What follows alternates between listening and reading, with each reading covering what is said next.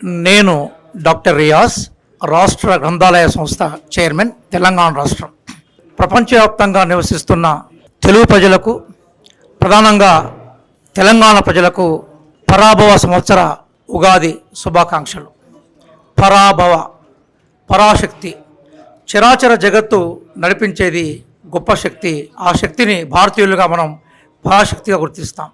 అట్లాగే భవుడు, శివుడు, మొత్తం ప్రకృతి వెనుక ఉన్న ప్రధాన శక్తిగా శివుణ్ణి, పరమేశ్వరుని మనం తలుస్తాం.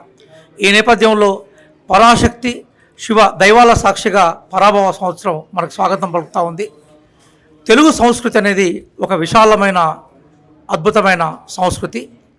ప్రపంచవ్యాప్తంగా తెలుగు ప్రాంతాల నుంచి అనేక మంది విజ్ఞులు ప్రపంచ చారిత్రక గమనంలో విలక్షణమైన పాత్ర పోషించారు.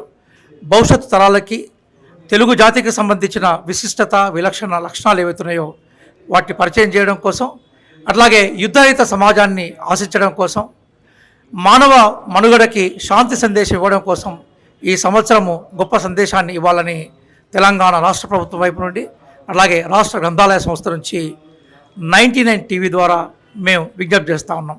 అదే నేపథ్యంలో సామాజిక చైతన్య గమనంలో, సామాజిక స్ఫూర్తి అందజేయడంలో, సామాజిక విషయాలను అంతర్జాతీయ స్థాయి నుంచి, జాతీయ స్థాయి నుంచి, స్థానిక స్థాయి నుంచి ప్రజలకు పరిచయం చేయడంలో TV99 పాత్ర ఎనలేనిది.